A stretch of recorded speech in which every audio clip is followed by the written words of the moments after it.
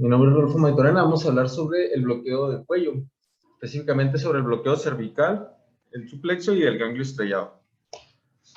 Como manera de introducción, hay que hablar de que este tipo de bloqueo gana popularidad ya que reduce el dolor, las necesidades de analgesia postoperatoria, la incidencia de náuseas y vómitos y además ayuda a la satisfacción del paciente. La elección y la técnica va a depender de varias cosas, entre ellas la zona a intervenir, la duración prevista, las necesidades de la ambulación posterior al procedimiento. Esto hace que el conocimiento detallado de la anatomía va a ser indispensable por el anestesiólogo para elegir la técnica y el tipo de anestésico también a utilizar.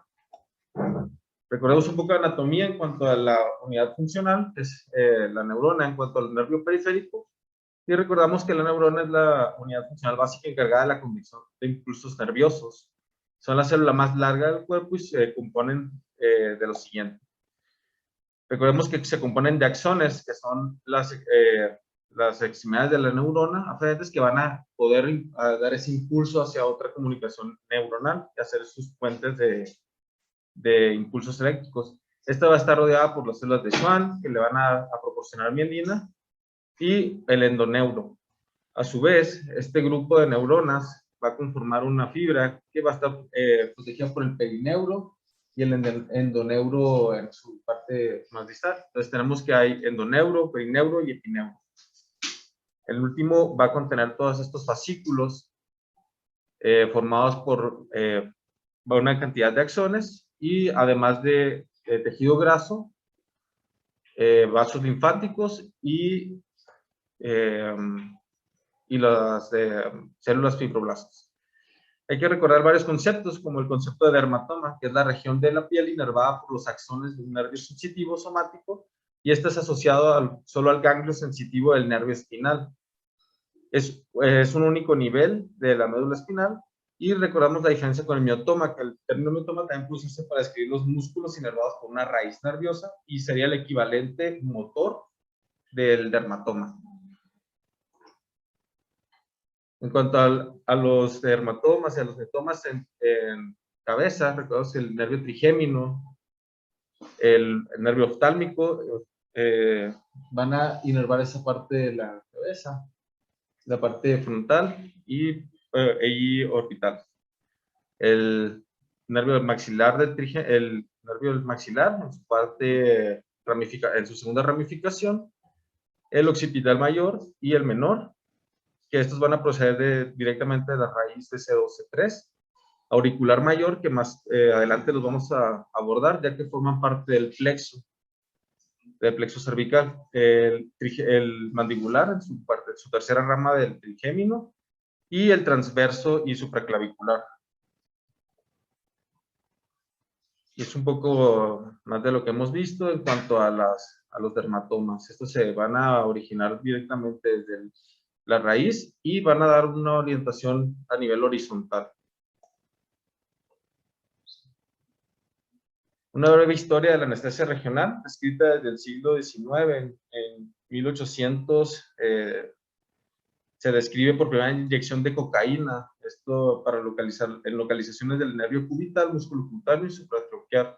Esto lo hacían Halsted y Hall para hacer cirugías menores. En el 85, Corning ya recomendaba el uso de la venda Smarsh, esto para detener la circulación y prolongar el bloqueo, disminuyendo la absorción. Ya después Heinrich Brown hace el reemplazo con adrenalina y el torniquete químico. El mismo Brown acuñó el término de anestesia de conducción en su libro de anestesia local, en donde describe varios tipos de anestesia regional para todas las partes del cuerpo. En 1920,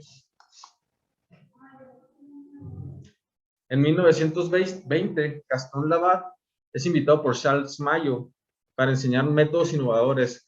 Este francés escribió el libro de Regular Anesthesia Technique and Application, que es el texto definitivo por los últimos 30 años. Ya conociendo un poco de la historia y de la anatomía, vamos a hablar sobre las técnicas para localizar estructuras nerviosas. Tenemos la técnica que es basada en la aplicación de parestesias. ¿Qué es lo que va a suceder? Se va a provocar una parestesia cuando una aguja entra en contacto directo con el nervio. Esta técnica está basada en la cooperación y participación de los pacientes, por lo que se va a recomendar una pequeña dosis de sedante. Y ha tenido muchas críticas en los últimos años por el aumento de uso del ultrasonido y de la tecnología, pues no necesitamos ser tan invasivos o molestos con los pacientes. Al inyectar nosotros tenemos que comprobar previamente que la aguja no se encuentra en una situación intraneural y hay una discusión, o había una discusión con las agujas con bisel que tienen una punta roma que pueden empujar el nervio sin atravesarlo. Esto se pensaba que podía ocasionar una menor lesión, pero se descubrió lo contrario, que las lesiones por este tipo de agujas producen una lesión de mayor gravedad, en comparación con las agujas puntiagudas que sí logran atravesar el nervio, pero la lesión aparentemente es menos destructiva que con las de Roma. Ahí les pongo una imagen de las agujas en punta aguda y las agujas en Roma. La estimulación del nervio periférico. Se utiliza un transductor en el cual va a transmitir una pequeña corriente a la punta de la aguja de estimulación y va a provocar una despolarización y una contracción del músculo al estar en estrecha proximidad con la estructura nerviosa. Se necesita colocar un cátodo, que es el terminal negativo, en la aguja en la punta para lograr la estimulación y el anodo en el terminal positivo, y este sobre la superficie del paciente, ya que va a ocasionar una despolarización cuando se produce que el cátodo permite que fluya la corriente desde la aguja al nervio adyacente. Aquí hay algunas sugerencias para el neuroestimulador, debido a que la medición de miliamperes mayor de 1 a 1,5 puede provocar una contracción tan fuerte que provoque dolor en nuestro paciente. Entonces, la recomendación es irse bajito e irla disminuyendo progresivamente hasta que nosotros logremos aislar la contracción que buscamos con el menor cantidad de miliamperes. En este caso, la recomendación se fue a 0,3. La duración es la de 100 milisegundos y estas son las impedancia y el tiempo que se utiliza. Esto en cuanto a la estimulación por nervio periférico. Y en los últimos años, con la llegada de la ecografía, pues ha tomado más auge. Esto va a permitir la visualización del nervio deseado, cuando la aguja se está aproximando, y el depósito del anestésico local en torno al nervio. Esto exige al anestesiólogo conocer las características del equipo básicas de ecografía y de la anatomía ecográfica. Además de la combinación junto con, por ejemplo, con neuroestimulación y ecografía, todavía da un poquito más de margen de seguridad. Pero para conocer las partes básicas de la ecografía, recordemos que existen diferentes modos. El modo B, que es la presentación gráfica de una imagen en 2 dimensiones en un mismo plano. Recordemos que los puntos brillantes van a ser el sonido de la ecografía que viaja y se regresa con mayor intensidad, y esto va a hacer que brillen más. Aquí vemos este tipo de modo B y la aguja cómo va insertándose. Hiperecoico. El modo M, representación gráfica de los movimientos de los órganos, y podemos ver que le llaman como si fuera una playa, ¿no?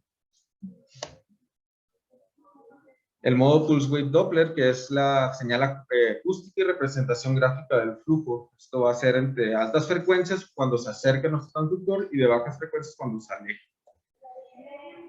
Y el modo Doppler color, que pues todos hemos visto alguna vez, que es la representación en dirección y velocidad del flujo sanguíneo a través de los vasos.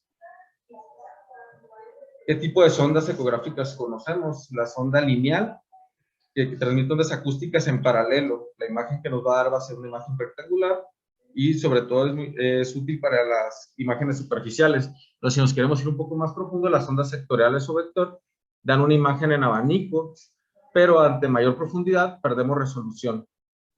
Las ondas Curvax dan una mayor área de imagen, pero al igual que las anteriores, la resolución debe ser un poquito peor, pero no tanto como la sonda del vector.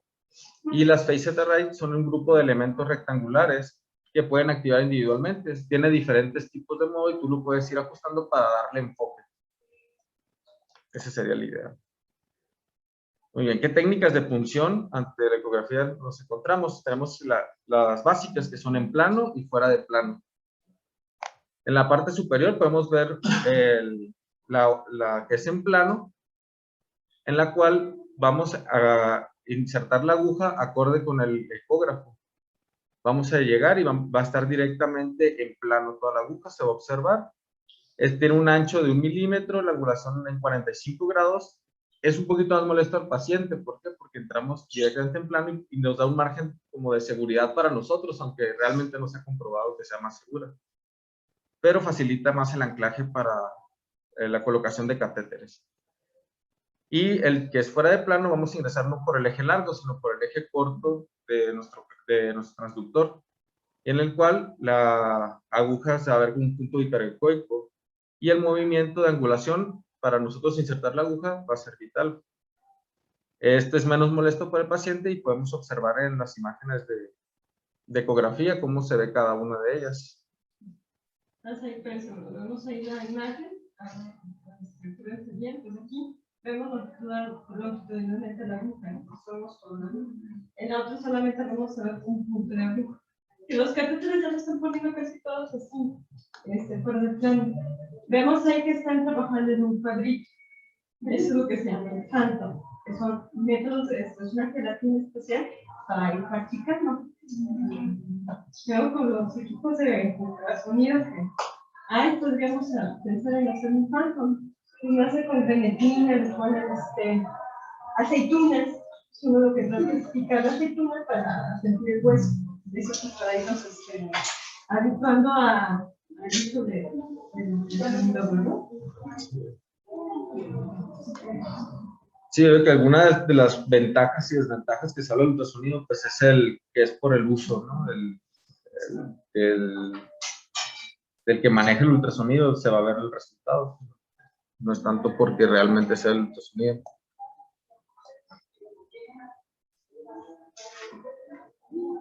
Bien. Vamos a hablar de referencias anatómicas. La clase fue dividida en dos, en plexo cervical y el ganglio estrellado. Recordamos que el plexo cervical tiene componentes de la unión de la rama anterior, desde la cervical número 1 hasta C4, y se va a dividir en dos, superficial o sensitivo, el cual está integrado por el occipital menor, auricular mayor, transverso cervical y supraclavicular. Y profundo motor es el asa cervical, nervio frénico y nervios musculares, y se van a englobar algunos otros, como el esternocleidomastoideo, trapecio, el angular del omóplato, escaleno, para prevertebral y tiroideo. Yéndonos a esta imagen que mencionan el plexo cervical superficial, nosotros podemos observar cómo el plexo, en su parte auricular y en su parte transversa, que es el que van a rodear el músculo esternocleidomastoideo, que va a ser nuestro punto de referencia más adelante cuando se hablen de las técnicas de abordaje de este plexo. El plexo es totalmente sensitivo y podemos observar aquí, como les menciono, el transversal cómo lo aborda, el auricular que va hacia la parte del pabellón auricular, en su parte craneal posterior, y también en la parte del supraclavicular, cómo desciende hasta la parte superior de la clavícula, dando sus ramificaciones posteriores para poder rodear toda la clavícula. En cuanto a la inervación sensitiva metamérica del cuello, vemos los territorios de C2, de C1 y del territorio de C3, perdón, y de C4. ¿Dudas o preguntas hasta ahora? No. ¿Cuáles son las ramas superficiales y las características que nos van a dar cada una? En cuanto al ramo mastoideo o nervio occipital menor, vemos que su origen va de C2 a C3. Esta pasa por la vaina del esternocleidomastoideo en su parte a lo largo del borde posterior y se va a distribuir en las regiones mastoideas y occipital en sus dos ramas principales, que es anterior y posterior. El nervio auricular mayor, de C2 a C3, igual en su origen, van a subir en dirección vertical y van a dar por detrás de la vena yugular hacia el pabellón auricular. Igualmente, rodeando el esternocleidomastoideo. Va a tener un ramo anterior, que es el aurículo parotiroideo, y un ramo posterior, que sería el aurículo mastoideo. Y se va a distribuir a través de las caras externas del pabellón auricular, la región de la parótida, y cara interna y región mastoidea. En cuanto al nervio supraclavicular, del mismo origen, C2, C3, este se va a dirigir, como su nombre lo dice, transversalmente. Después de este va a rodear también, igual que los demás, el esternocleidomastoideo y va a cruzar la yugular externa.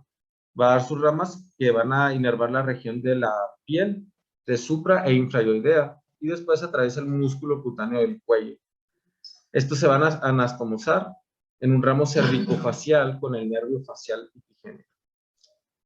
Los ramos supraclavicular del nervio supraclavicular, de origen de C4 a C5, que este es el que nos puede competir diferente en cuanto al origen, tiene una dirección hacia abajo y detrás de la región clavicular, en la parte superior, y va a dar los ramos que van a inervar el esternocleidomastoideo y el esterno.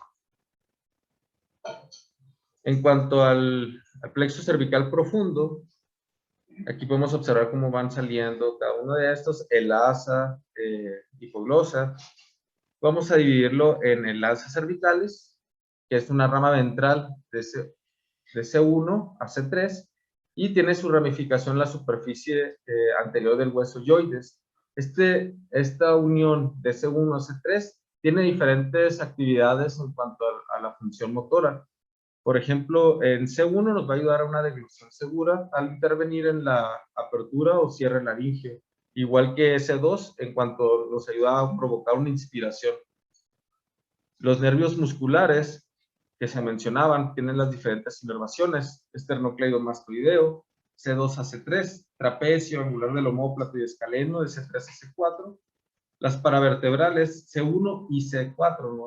C2 y C3 no intervienen en estas, y como se mencionaba, las asas cervicales de C1 a C3, que es en el infrayoideo, y tiroyoideo C1 C2. Recordemos que también tenemos el nervio frénico, que a su vez en el diafragma, que va de C3 a C5, y está formado por la unión de estas fibras que van a inervar el diafragma. Tienen un recorrido, como podemos observar, en cuanto a su trayecto en la vista anterior, que va desde la cervical 3, uniéndose junto con los diferentes grupos o raíces dorsales de C5, y va a atravesar en cuanto el esternón en su parte de su escudera superior, hasta llegar a donde le corresponde y inervar lo que es diafragma. Así que tenemos, ¿qué es lo que importa en tener cuidado nosotros estar estimulando, porque puede llegar a ocasionar una parálisis del nervio frénico. Muy bien. El ganglio estrellado, recordemos el sistema simpático, que es el sistema que utilizamos nosotros para huir, para prepararnos para alguna ocasión estresante. Y recordemos que está conformado por sus 3 ganglios, de los cuales hay algunos que se unen. En este caso, el ganglio estrellado, en cuanto al sistema simpático, es una unión entre 2 de los 23 ganglios de los que cuenta. Y tenemos que su localización está en la altura del proceso cervical, a nivel de C7, debajo de la arteria subclavia y anterior a la primera costilla. Vemos que es uno de los ganglios que cuentan con algo llamado variabilidad neuronal.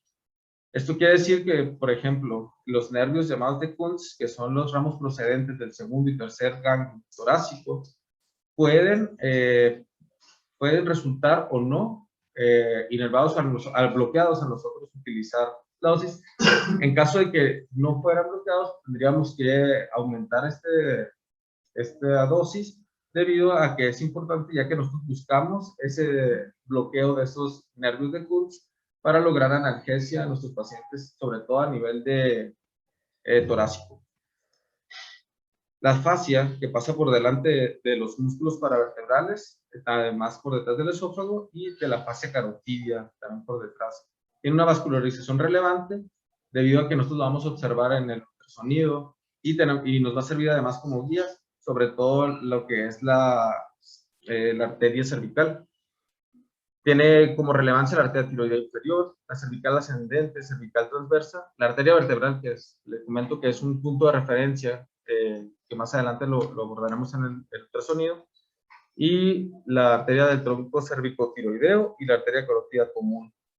También nos compite, ¿por qué? Porque podríamos llegar nosotros a ocasionar una función inadvertida de cualquiera de estas arterias si no tuviéramos el conocimiento anatómico ni ecográfico de dónde estamos ubicados. Esta es una visión anterior en cuanto a la localización del ganglio cervical o ganglio cervical inferior o el ganglio estrellado. Existe también los ganglios cervical medio y tenemos que llevar el músculo largo del cuello que nos va a servir como guía ante nosotros el acercamiento o el abordaje de este ganglio y de la cadena simpática cervical. Si nos vamos un poquito más adentro, podemos observar igual que se encuentra entre los ramos comunicantes grises que están desmielinizados en cuanto a C7 y T1.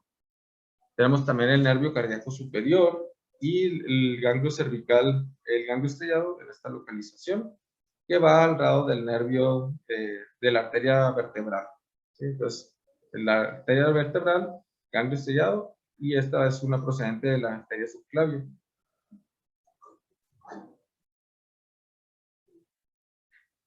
Una vez revisando la anatomía, vamos a ver así las indicaciones del bloqueo de los diferentes bloqueos del plexo cervical y en cuanto a los bloqueos del ganglio estrellado.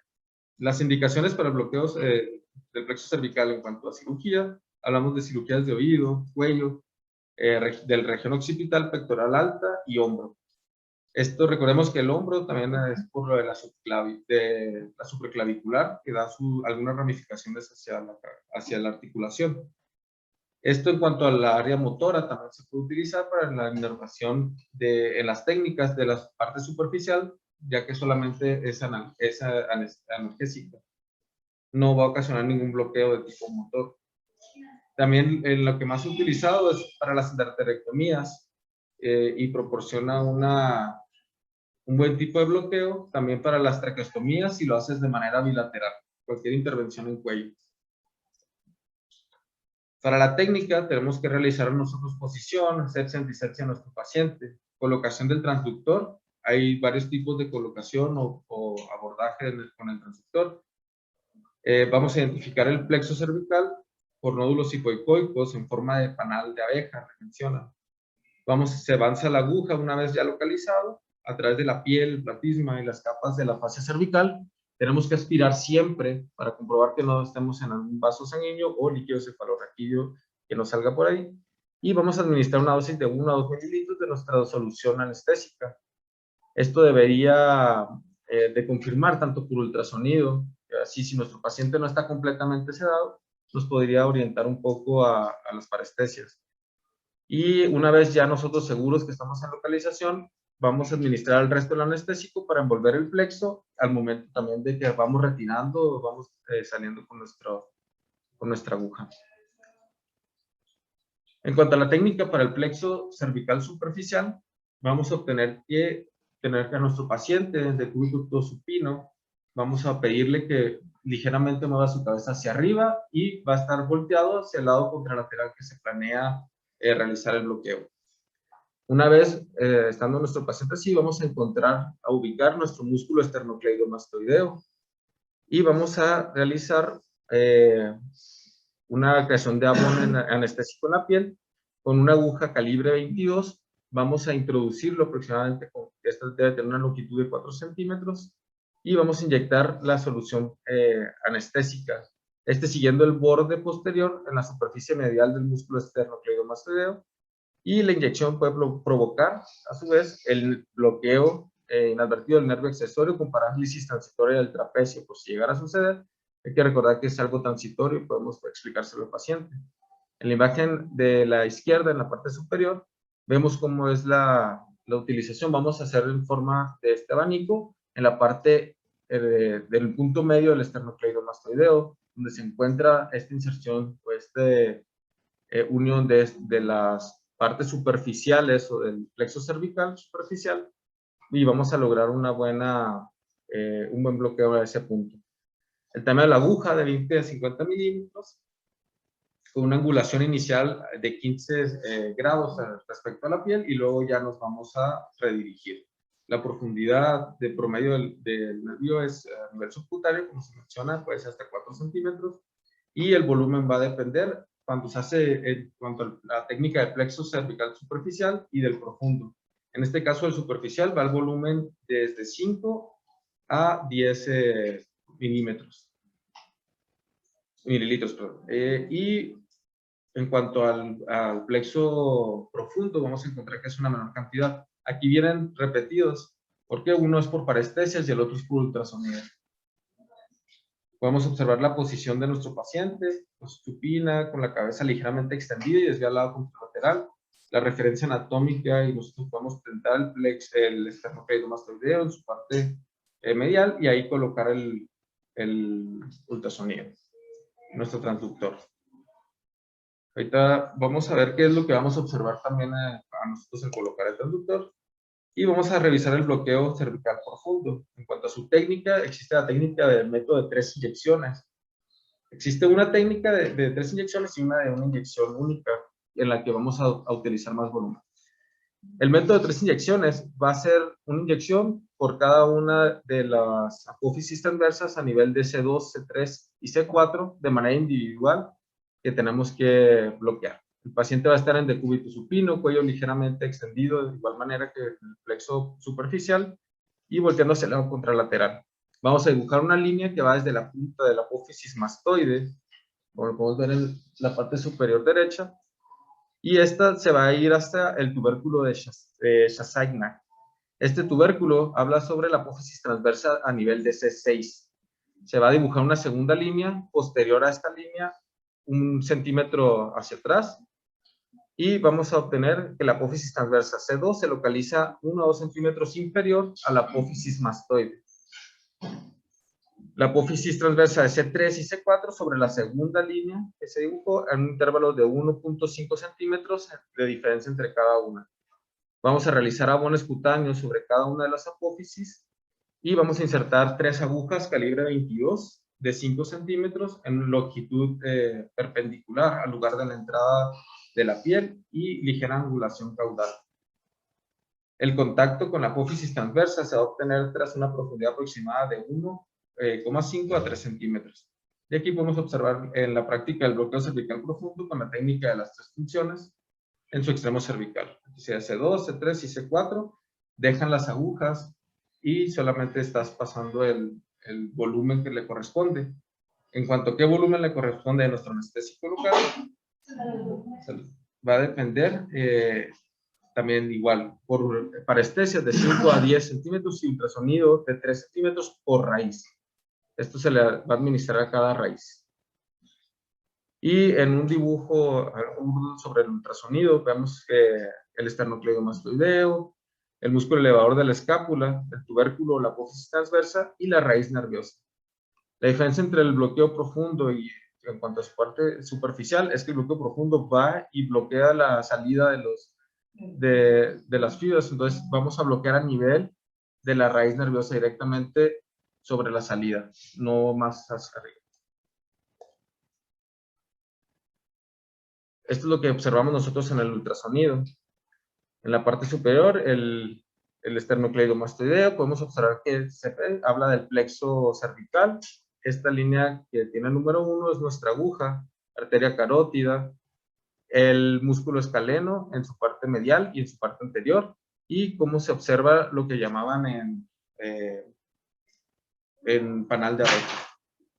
Nosotros vamos ingresando con nuestra aguja, igual dependiendo del nivel de donde queramos bloquear, si es superficial o profundo, y en este caso se inyecta el anestésico local observando la distribución del mismo.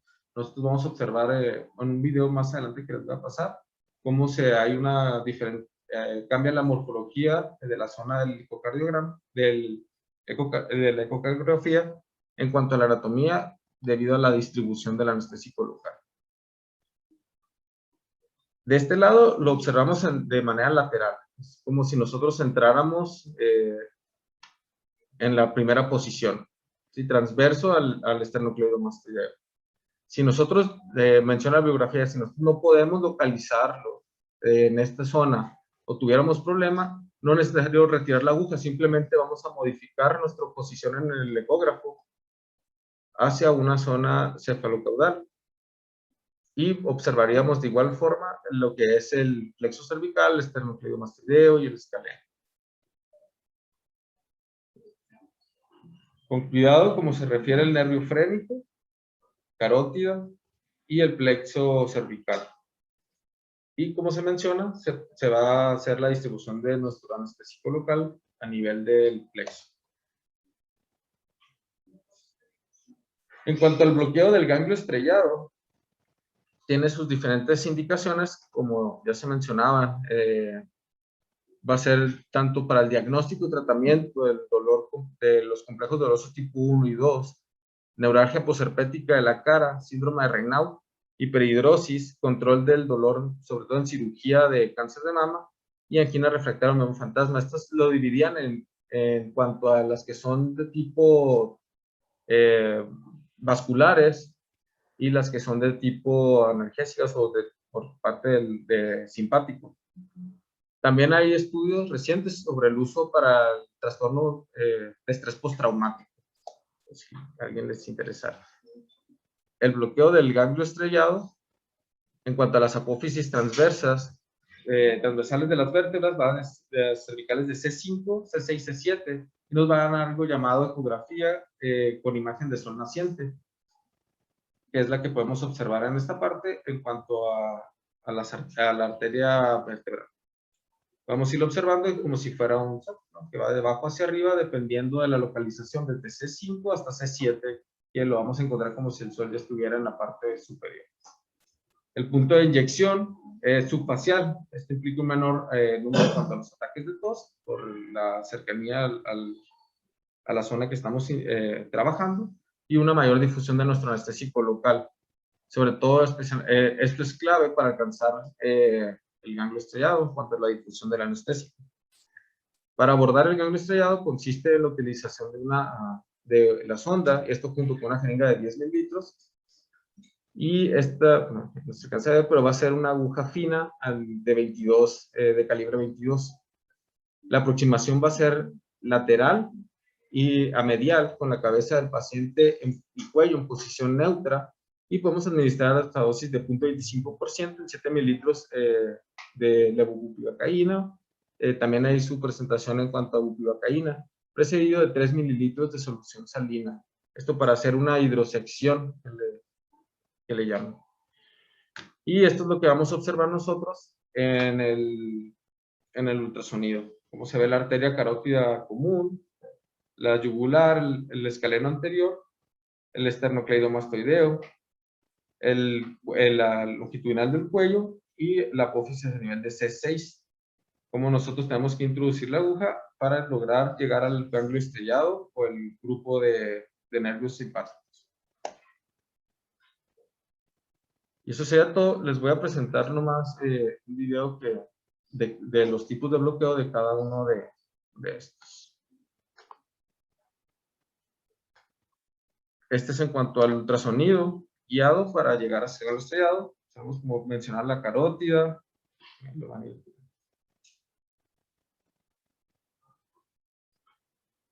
A esta zona sería, ahí viene la aguja que están insertando y va a llegar hacia esta zona donde se va a depositar el anestésico y vamos a ver la conformación, cómo cambia. También la solución va a ayudar a lo que se llama hidrosección, que es la separación en cuanto a los demás tejidos. Ya se depositó el anestésico, entonces ya vemos que empieza a cambiar, empieza a tomar diferentes longitudes.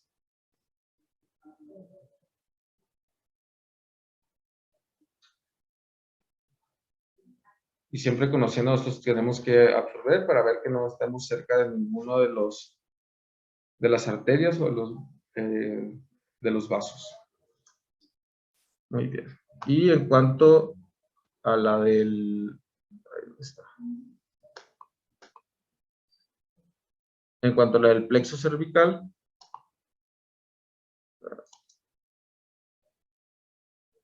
it's relatively easy to accomplish.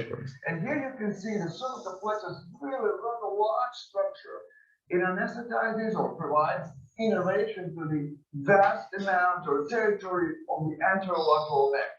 If you go to the next slide over here, you can see how the cervical plexus branches actually also go over the clavicle as well. So it is great for carotid endarterectomy, analgesia after clavicular fractures and things like this. There's just a lot of different uses for it. Let's look at the ultrasound image. I'm going to freeze it for 1 second, and then we go over some of the anatomical landmarks. So that's the sternocleidomastoid muscle. If you want to identify the cervical plexus, one of the best ways to do that is actually to look for the posterior border of the sternocleidomastoid muscle. And step number 2 is you want to recognize the cervical fascia. Once you recognize the fascia of the sternocleidomastoid muscle and the cervical fascia, your cervical plexus will be sandwiched between the two. And you can see there's a number of these branches that are traveling in between this sternocleidomastoid muscle and the cervical fascia.